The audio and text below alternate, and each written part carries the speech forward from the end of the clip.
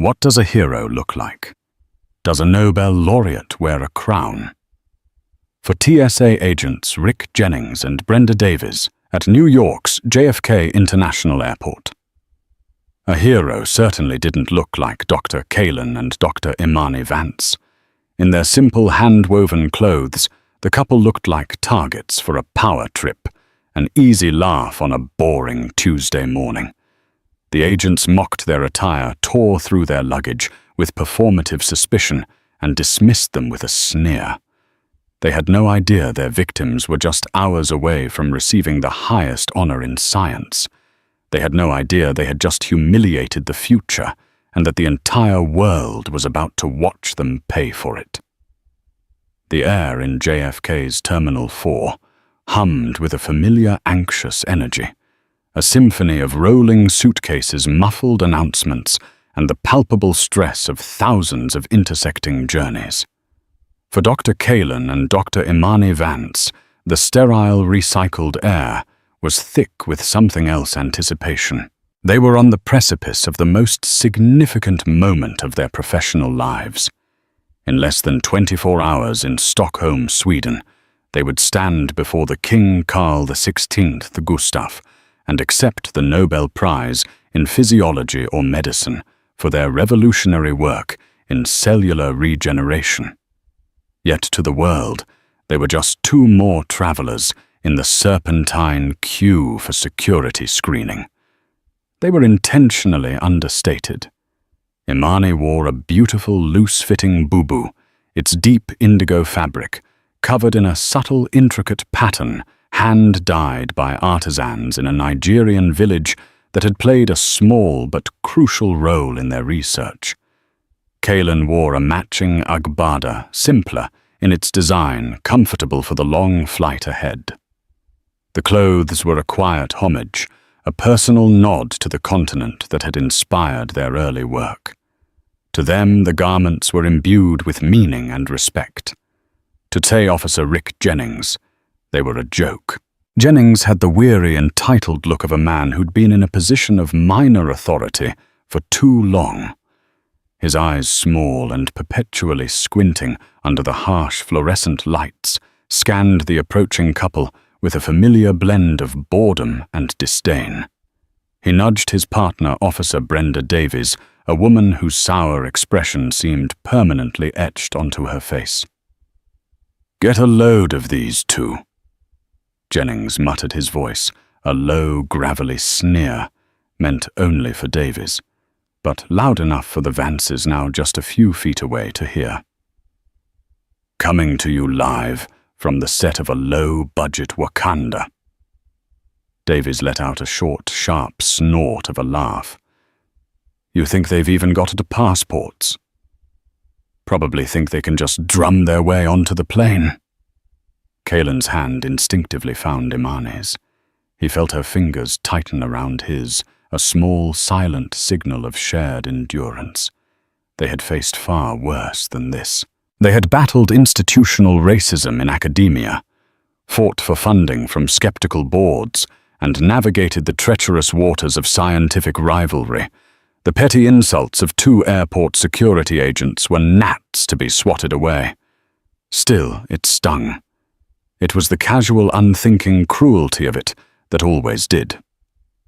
Next, Jennings barked, waving them forward with an impatient flick of his wrist. Kalin placed his carry-on bag, a worn leather satchel containing his laptop, and a lifetime of research notes onto the conveyor belt. Imani did the same with her tote. They walked through the metal detector without a beep. But it was never going to be that simple. "So, ma'am, we're going to need to do a secondary screening," Jennings announced, his voice now laced with a formal, almost gleeful authority. He pulled their bags from the belt before they could reach them. Davies stepped forward, snapping on a pair of blue latex gloves with an unnerving crackle.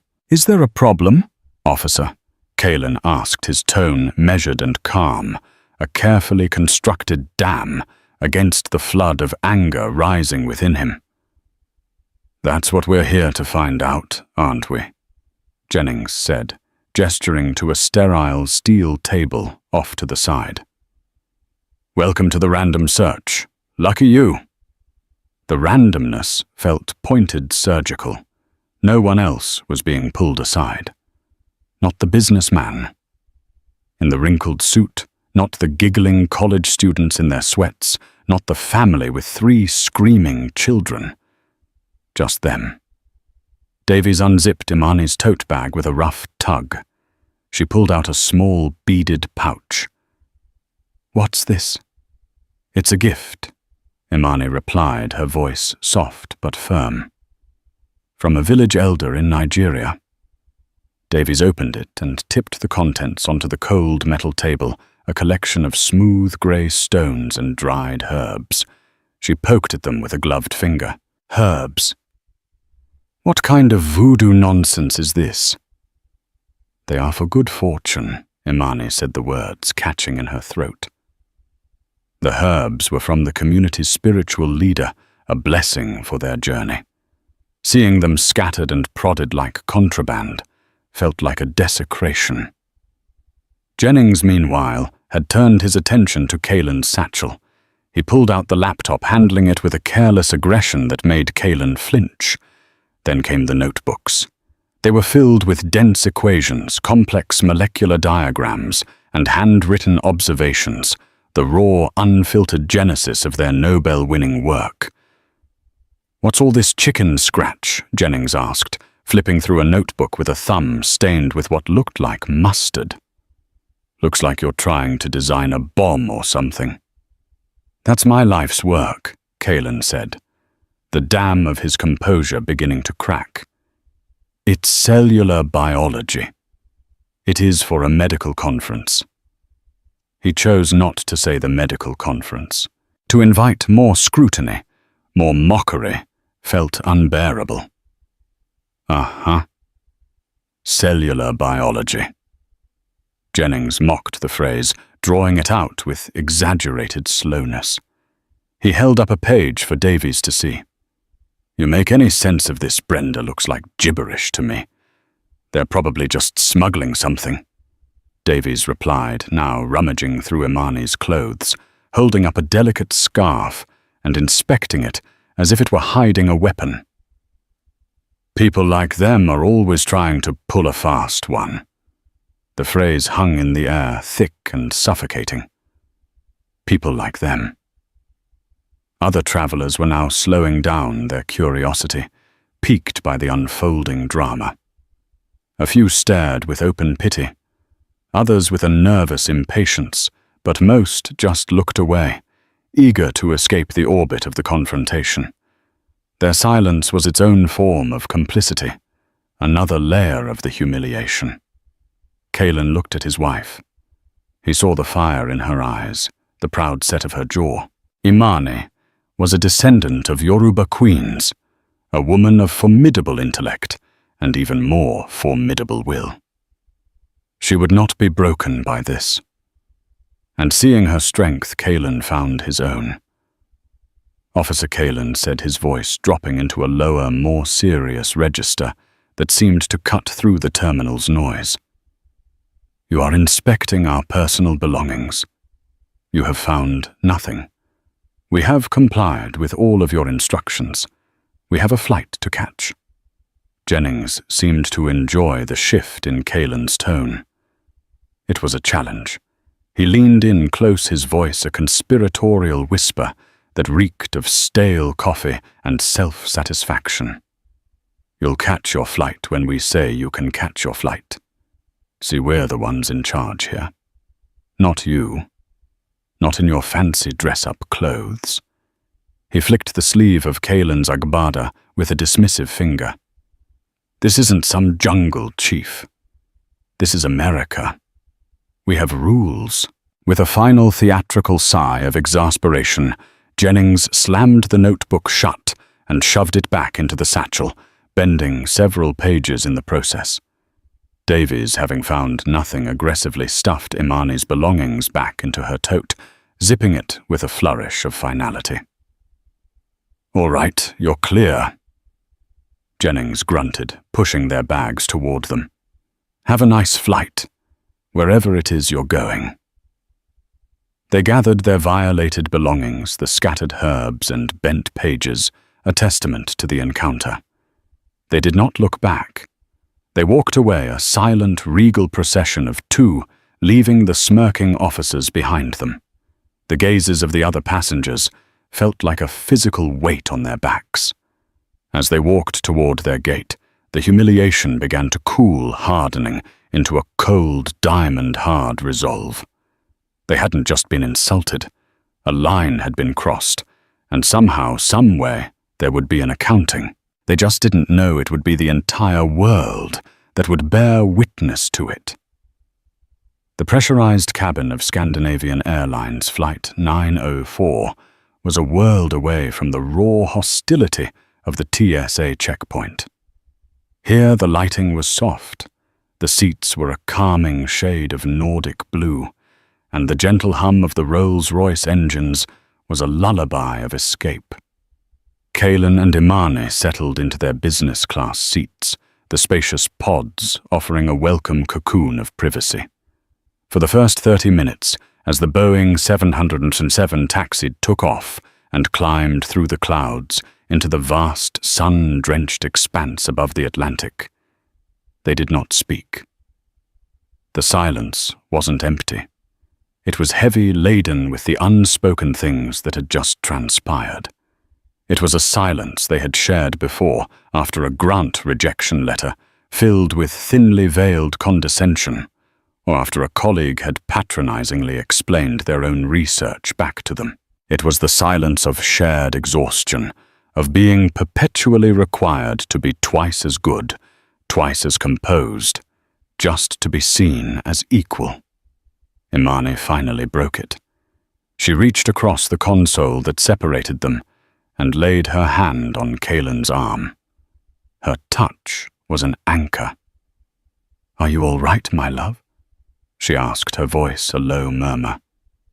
Kaelan stared out the window at the endless carpet of white clouds, his reflection a faint, troubled ghost on the plexiglass. He exhaled slowly, a breath he felt he'd been holding since he first saw the sneer on Officer Jennings's face. "I'm angry, Imani," he admitted, turning to face her.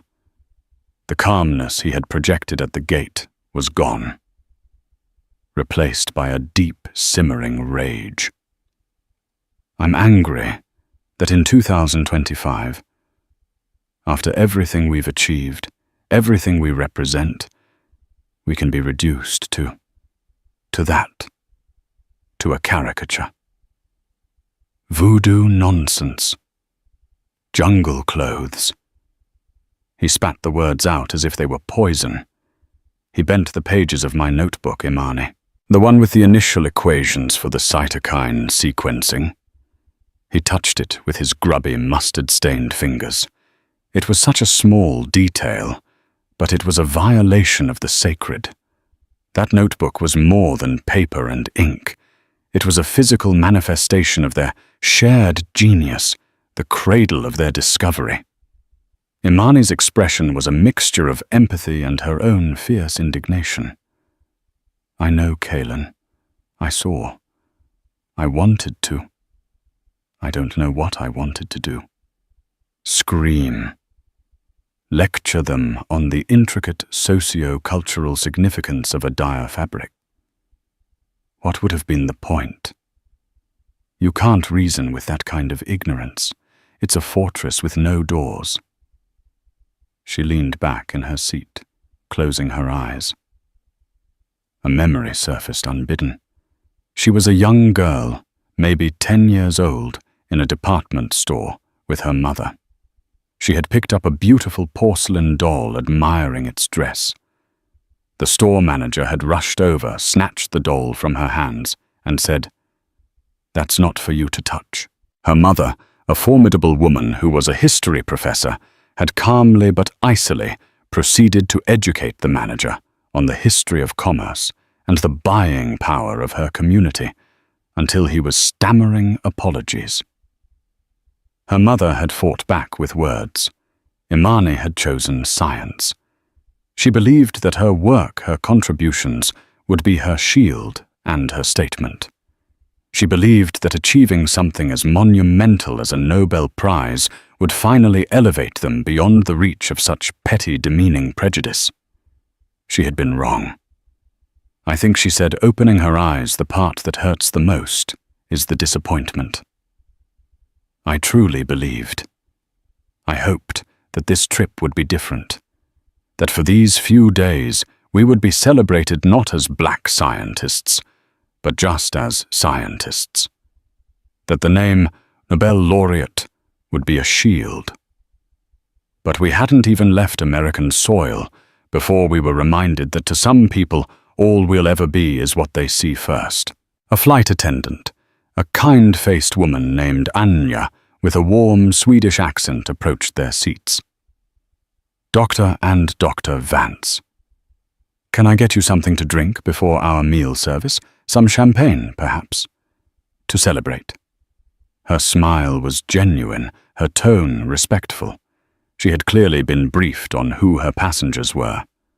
The contrast was jarring, a sudden shift in altitude from the gutter to the stars. Thank you, Anja Kalin said, forcing a smile. That's very kind. We'd love some. As Anja bustled away, the simple act of being recognized, of being treated with the dignity they deserved, almost made it worse. It highlighted the chasm between the world they were flying toward and the one they had just left behind. Kalin pulled his satchel onto his lap and carefully opened it. He took out the offended notebook and gently tried to smooth the creased pages. He paused, his finger tracing one of the bent corners. Do you remember that first year in the lab at Johns Hopkins? He asked, a nostalgic sadness in his voice. We had that tiny little office in the basement. No windows. The equipment was all second-hand. Professor Albright told us our research proposal was overly ambitious. Imani smiled, a real smile this time. I remember, and I remember what you said. You said, good. Ambitious is the only thing worth being. She touched the notebook. We were so hungry then. Hungry to prove him wrong. To prove everyone wrong. We did, Kalin said softly. We did. We created a therapy that can make damaged nerve cells regenerate. We've given hope to people with spinal cord injuries, with Alzheimer's, with MS. We've done something that will outlive us by centuries. And yet Imani finished his thought. A man whose only qualification is a uniform can make us feel like we are nothing. They sipped their champagne in a renewed silence. The bubbles fizzed on their tongues, a taste of celebration that felt unearned, premature. The joy of Stockholm, of the ceremony of the recognition, was still there, waiting for them across the ocean. But the encounter at the security gate had cast a long, dark shadow over it. It was a stark, painful reminder that no amount of achievement could fully insulate them from the pervasive, irrational poison of prejudice. The journey to accept their prize had begun not with honor, but with a deep and wounding humiliation, a weight that would travel with them all the way to the gilded halls of the Nobel Foundation. And a tiny, persistent thought lodged itself in Kalin's mind. This couldn't be the end of it. The injustice was too raw, too blatant to simply dissipate into the stratosphere. The arrival in Stockholm was like stepping through a portal into another reality. As soon as they deplaned at Arlanda Airport, they were met on the jet bridge by a small, dignified delegation.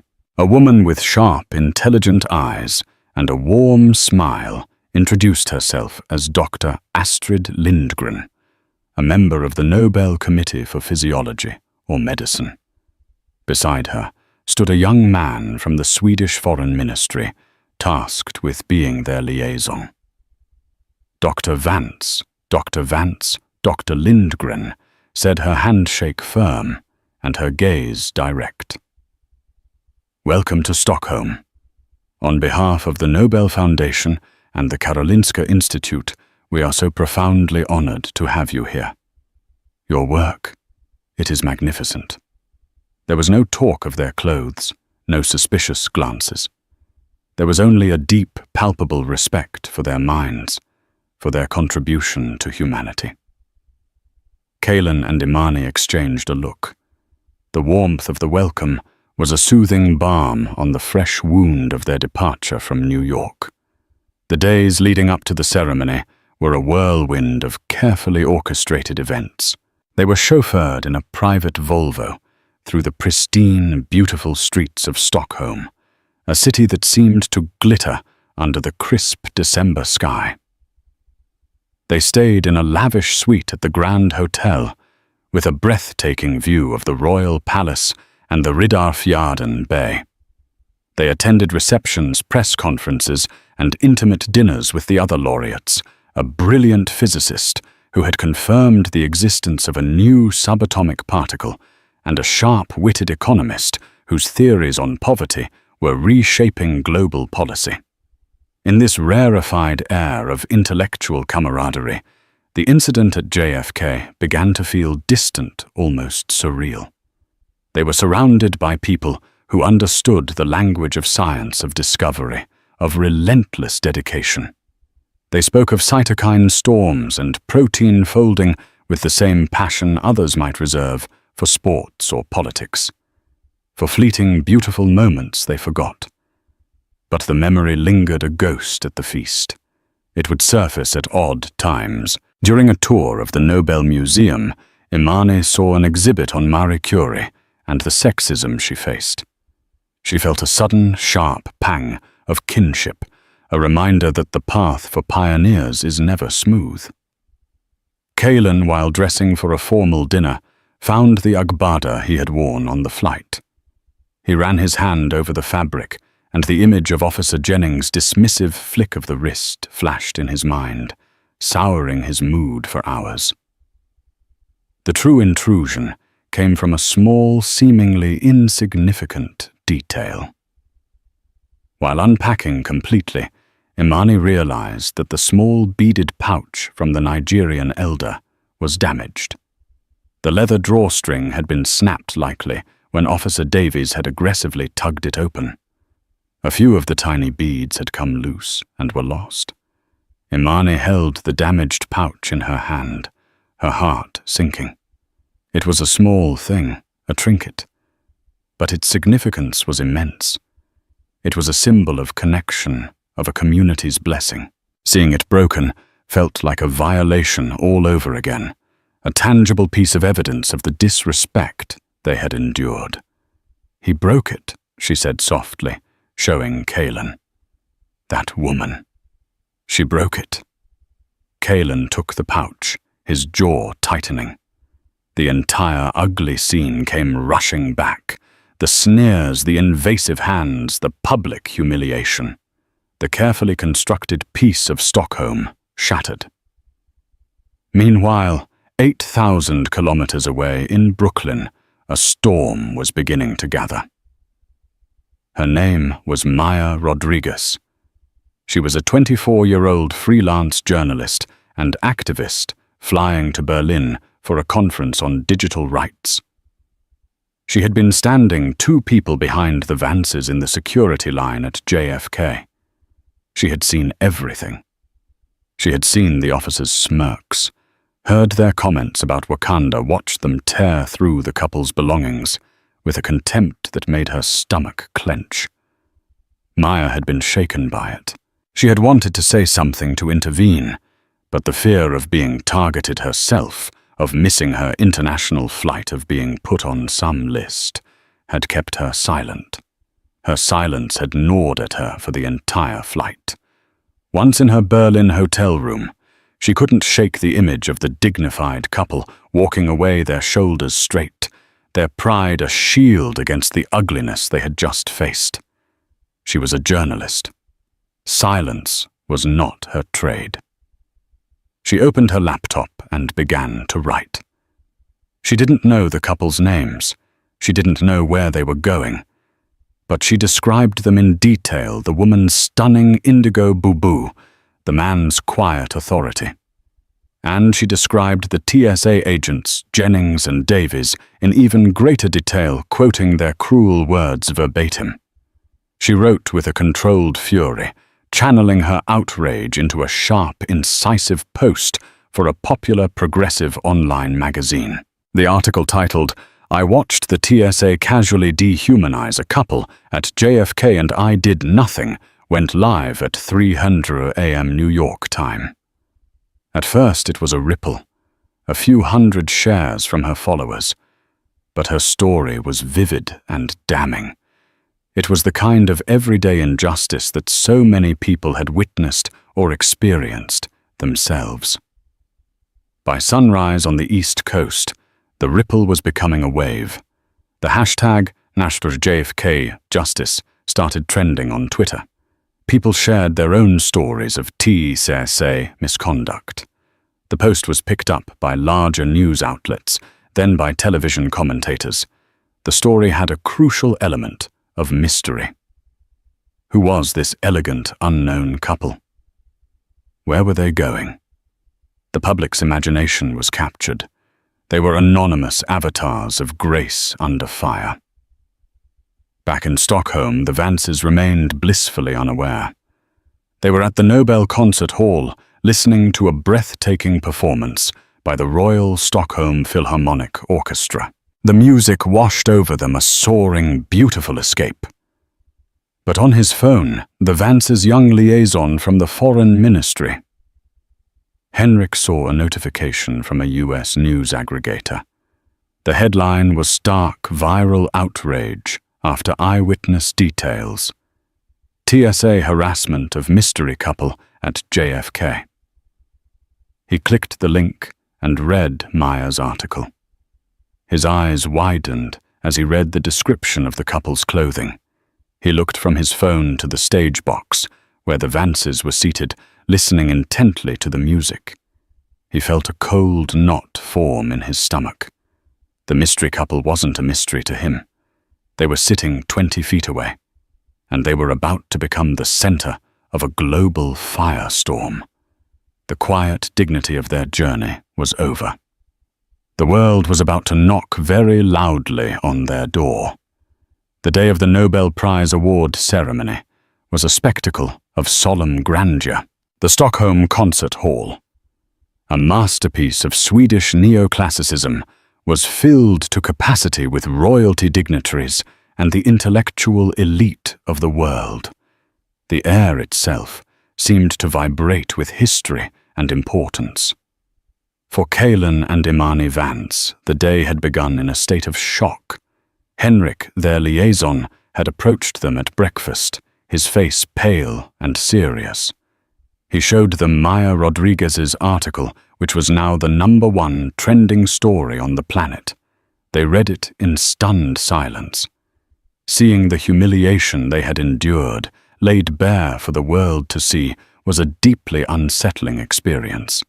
It was validating, yes, but also re-traumatizing. Their private PAN was now public property. Their phones, which they had kept on airplane mode to focus on the week's events, were now inundated with messages from friends, family, and colleagues who had connected the dots. The mystery was solved. The anonymous couple from JFK now had names Dr. Kaelin and Dr. Hall.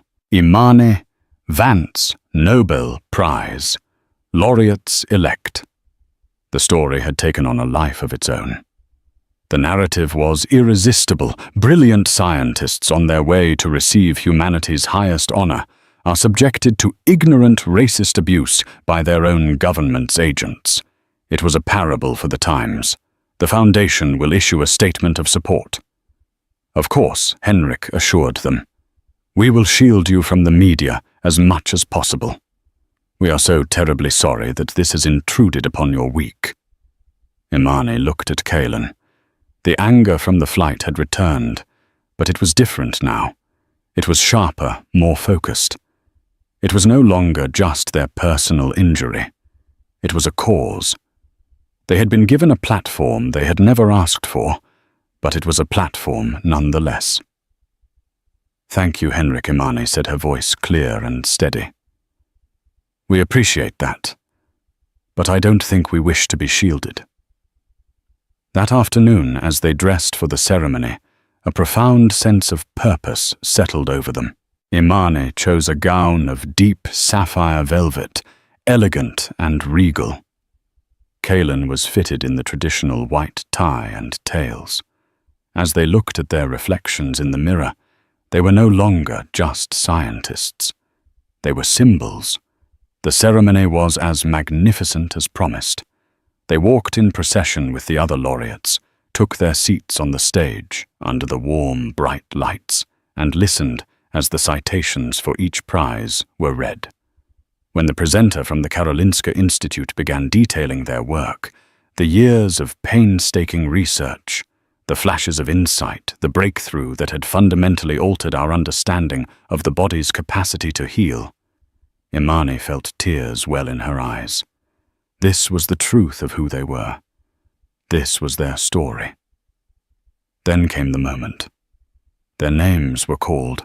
They rose, walked to the center of the stage, and bowed first to the King Carl XVI, Gustav, who presented them with their gold medals and diplomas, and then to the applauding audience. The standing ovation was thunderous, a wave of pure admiration and respect that washed over them, cleansing the lingering stain of the airport encounter. Tradition dictated that one of the laureates offered a brief response on behalf of all the winners. The honor had been given to the Vances.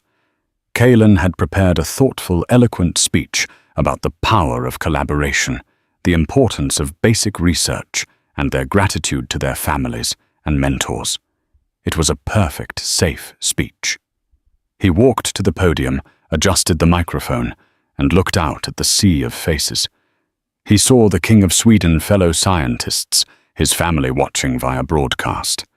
He saw the weight of the moment. He took a deep breath, and then he glanced at Imani, who gave him the slightest, almost imperceptible nod. In that instant, they made a silent agreement. The prepared speech was no longer enough. Kaylin began as planned, thanking the Nobel Foundation and their colleagues, but then he paused, letting the silence hang in the grand hall. The journey to this stage is for every laureate a long and arduous one, he said, his voice resonating with a new, powerful gravity.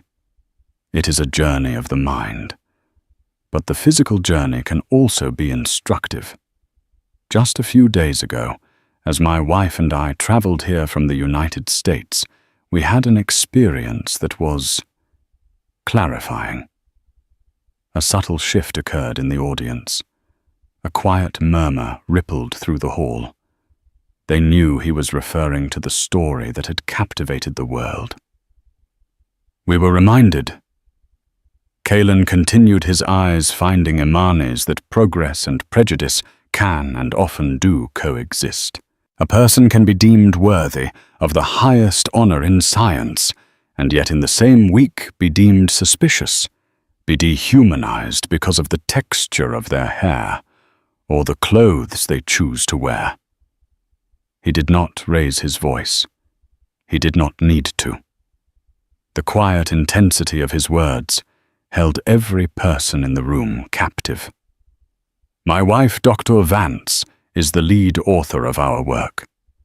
Her genius is the engine that drove our discovery. She is a scientist of immeasurable brilliance. She is also a black woman who loves the vibrant, meaningful textiles of her ancestors. These two facts are not at odds with each other. They are threads of the same beautiful tapestry. He paused again, letting the words sink in. The true measure of a society is not how it treats its most celebrated members, but how it treats every member. Dignity is not a prize to be earned. It is a birthright, and the work of science, the work of art, the work of peace, the work that is celebrated on this stage today, is ultimately about one thing: holding that fundamental human dignity against the forces of ignorance that seek to diminish it. He did not mention the TSA. He did not name officers Jennings and Davies. He didn't have to. He had elevated their specific ugly incident into a universal, timeless message. He spoke not as a victim, but as a teacher, a Nobel laureate in every sense of the word. He concluded his remarks, and for a moment there was absolute silence. Then the applause began. It was different from the earlier ovation. It was deeper, more resonant. It was an acknowledgement not just of their science, but of their courage and their grace. The international news cameras broadcasting live zoomed in on Kalen's and Imani's faces. In newsrooms from New York to London to Lagos, editors scrambled. The story was no longer just about harassment. It was about a powerful, globally televised rebuke of prejudice from one of the world's most prestigious stages. Back in Queens, New York, Rick Jennings was watching the news on a beat-up television in his dimly lit living room, a half-eaten plate of microwaved lasagna on the table in front of him. He saw the man he had called Chief standing in a tuxedo, being honored by a king. He heard his words, and a cold, sickening dread, far worse than any supervisor's reprimand, began to creep into his heart. His small act of casual cruelty was no longer small. It was now a global incident, and he and Brenda Davies were standing directly at its epicenter. The reckoning was no longer a possibility. It was an inevitability hurtling toward them at the speed of light. The fallout was immediate and catastrophic. By the time the Nobel banquet had concluded with its traditional candlelit procession, the Transportation Security Administration's Public Relations Department was in a full-blown 5-alarm fire. Their social media accounts were a raging torrent of outrage. The clip of Dr. Kalen Vance's speech was everywhere, juxtaposed with Maya Rodriguez's visceral descriptions of the harassment. The hashtag #TSA humiliation was trending globally, eclipsing #JFK justice. At the TSA's New York regional headquarters, the atmosphere was one of controlled panic. The regional director, Marcus Thorne, was a man who had built his career on managing perceptions and burying problems. He was a creature of the bureaucracy skilled in the art of the carefully worded non-apology and the strategic internal review. He saw this not as a human rights issue, but as a communications crisis. The first step was to contain it. "Get me Jennings and Davies," he barked at his assistant. "Conference room, now." Rick Jennings and Brenda Davies arrived looking like they were facing a firing squad. The bravado they wore like a uniform at their checkpoint was gone, replaced by a pasty, fearful pallor. Jennings' usual sneer was a quivering line of anxiety. Davies' sour expression had curdled into outright terror. They had seen the news. They had seen their own insignificance thrown into stark relief against the Vance's global importance. Thorne's office had already identified them from airport surveillance footage and checkpoint logs within hours of the story breaking. The evidence was irrefutable. "Do you have any idea what you've done?" Thorne began, his voice dangerously low. He didn't wait for an answer. "You two with your little power trip have made this agency the laughingstock of the world. You haven't just harassed a passenger. You've harassed a Nobel laureate. You've given every single one of our critics enough ammunition to last them a decade." The Secretary of Homeland Security called my personal cell phone this morning. The Secretary. "Sir, with all due respect," Jennings stammered, his voice cracking. It was a random search. The subjects, the passengers, they looked suspicious. Thorne slammed his hand down on the polished mahogany table, making both officers jump. Suspicious, he roared, his facade of control slipping. Suspicious of what? Of carrying knowledge that could change the world. of wearing clothes that aren't from a department store. You weren't conducting a security screening. You were being bullies. You were being ignorant. And you were caught. Davies, who had been silent, finally spoke her voice, defensive. They were mouthy, especially the man. He had an attitude. He's a Nobel Prize winner. Thorne shot back, incredulous. He has a right to an attitude. You have a right to do your job professionally and respectfully, which you spectacularly failed to do. Thorne took a deep breath, smoothing his tie. The yelling was performative. Now came the strategy. Here's what's going to happen. The agency is releasing a statement. We are aware of the incident, and we are launching a full and thorough investigation. You two are on administrative leave, effective immediately. Paid for now. You will not speak to the press. You will not post on social media. You will not speak to anyone about this. Do you understand? They nodded numbly. Now tell me exactly what happened. And don't lie to me. Your careers are hanging by a thread, and I'm the one holding the scissors. What followed was a masterclass in bureaucratic damage control. The full and thorough investigation Thorne initiated was designed from the outset to be a sham. The goal wasn't to find the truth. It was to create a plausible narrative that would protect the institution. Thorne's strategy was to isolate the incident, to frame Jennings and Davies as two regrettable outliers, a couple of bad apples, whose actions did not reflect the values of the TSA. The first step was to interview other TSA personnel who were on duty. The questions were leading, designed to elicit responses that downplayed the event. Did you perceive the secondary screening of passengers? Kalen and Imani Vance to be unusually long or aggressive. Officer Jennings and Davies have a clean record. Wouldn't you agree? The younger officers, intimidated and wanting to protect their jobs, gave vague, non-committal answers. The union representative advised Jennings and Davies to stick to the suspicious behavior narrative, claiming the Vances were non-compliant and argumentative, a classic case of blaming the victim. Thorne's team drafted an internal report that was a work of fiction. It acknowledged that professional standards may not have been met, but carefully omitted the racist and demeaning language reported by Maya Rodriguez. It painted a picture of a misunderstanding, a routine screening that escalated due to the passengers' agitation. It was a document designed to be leaked to muddy the waters and create doubt.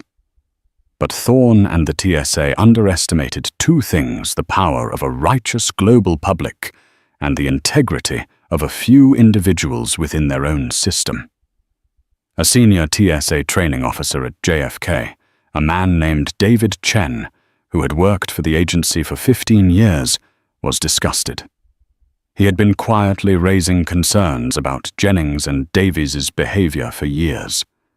He had filed multiple informal complaints about their aggressive attitudes, their tendency to profile, and their use of derogatory language.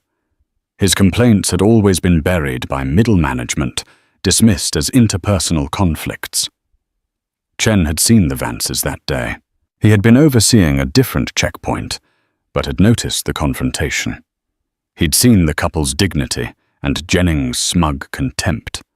When he read the draft of Thorne's internal report, which he knew to be a whitewash, something inside him snapped.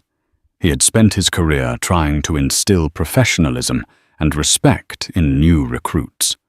This investigation made a mockery of everything he believed in. That night, David Chen went home and logged onto his computer. He had copies of his previous complaints. He had training manuals that explicitly forbade the kind of behavior Jennings and Davies had exhibited.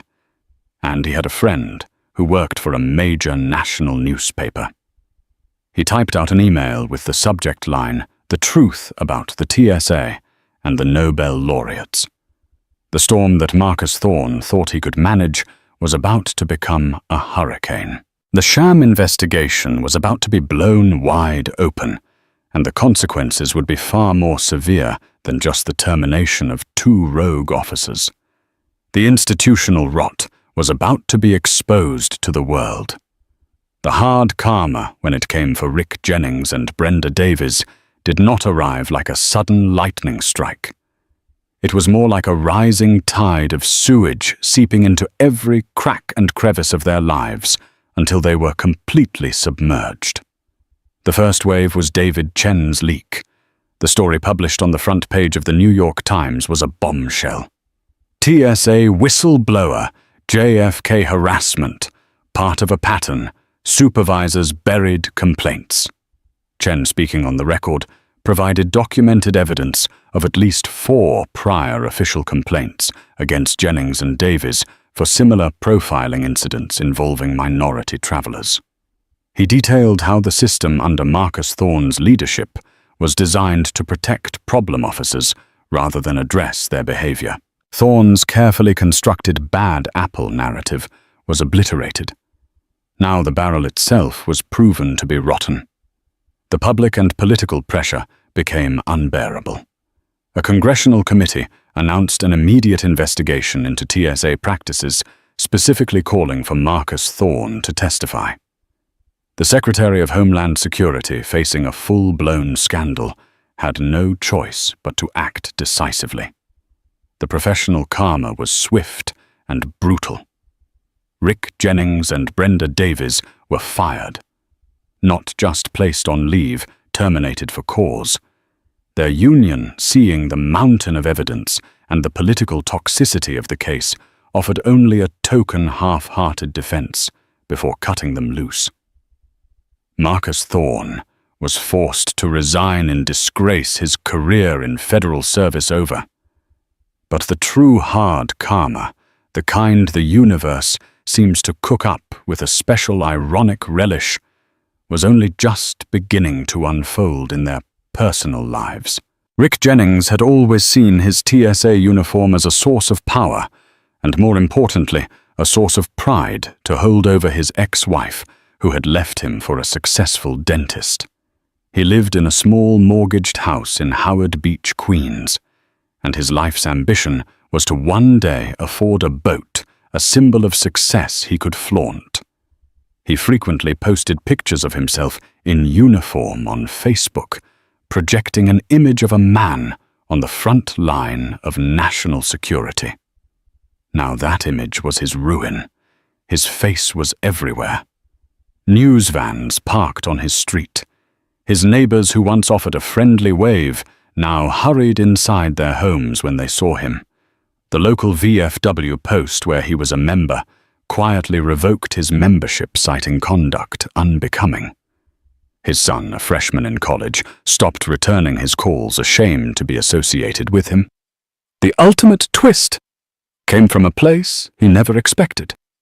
The very fabric he had mocked became his undoing. In the wake of the scandal, a textile expert from the Smithsonian was interviewed on a major news network. She was shown a photo of Dr. Imani Vance in her boo-boo.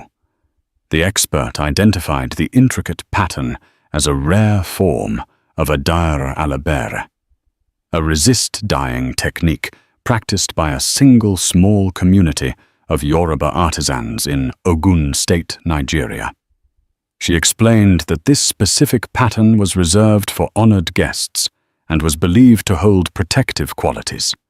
It was, she said, a wearable piece of art, steeped in history and reverence.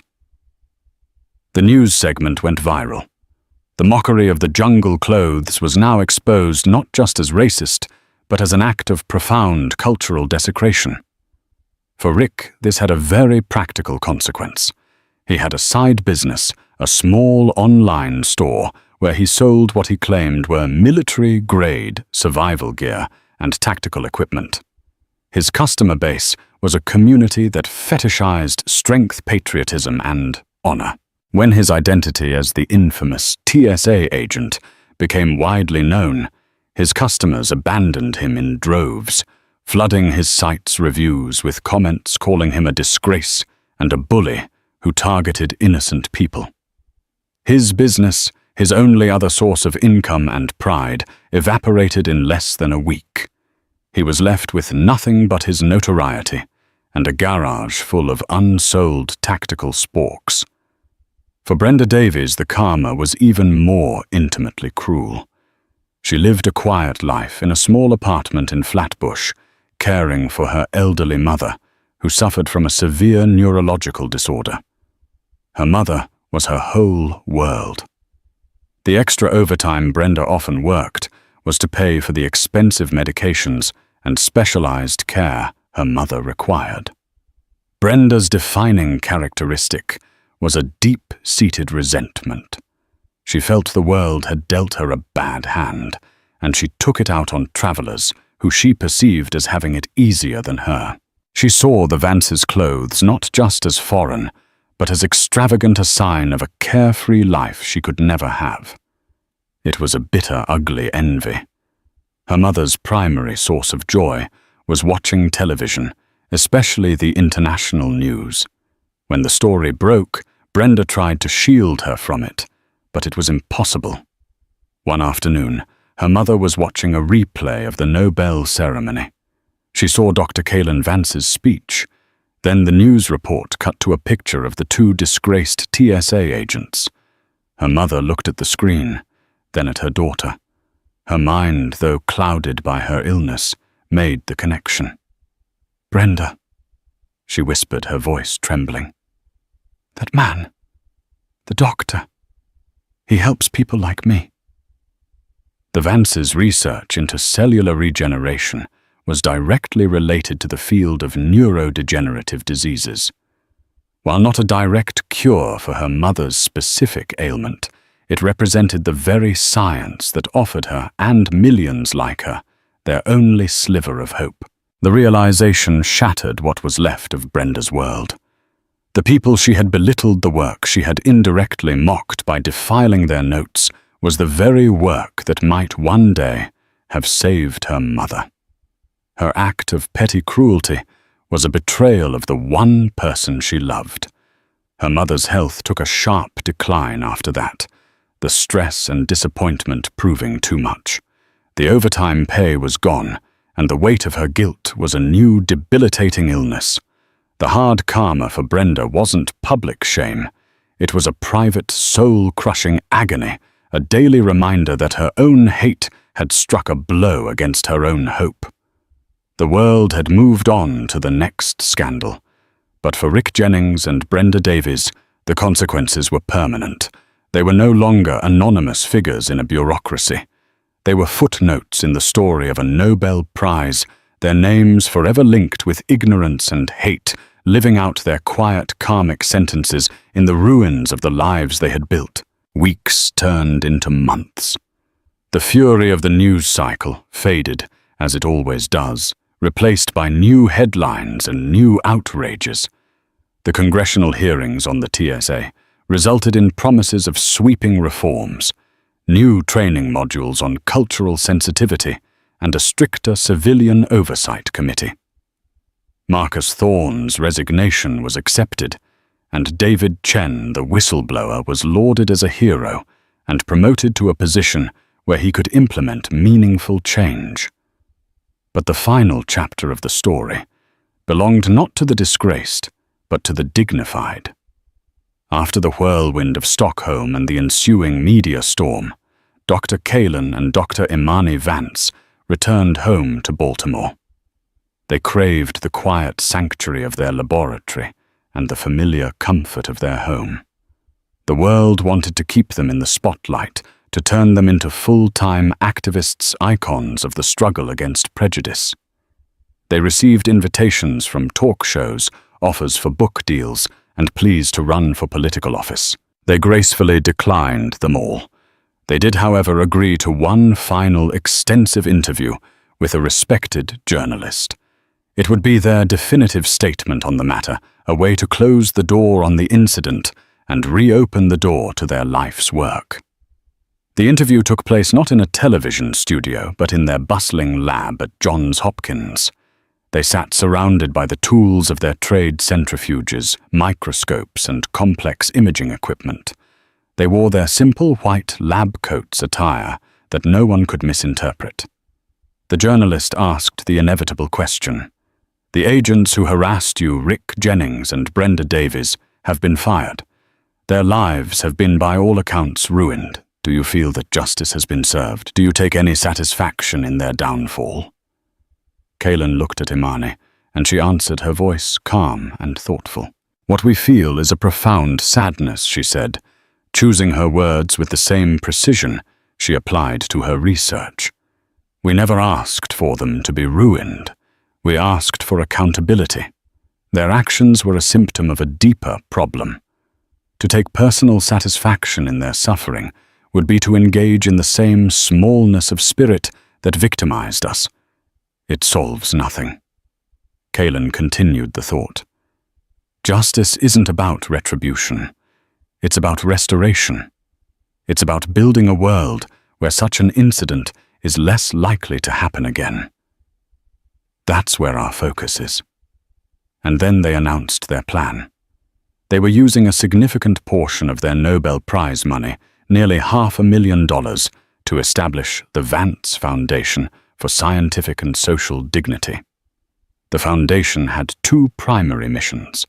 The first was to provide scholarships and mentorship programs for underprivileged students, particularly from minority communities who wanted to pursue careers in STEM. The next Nobel laureate, Kaylin explained, might be a young girl in the Bronx or a boy in rural Mississippi who just needs the resources and the belief of others to get started.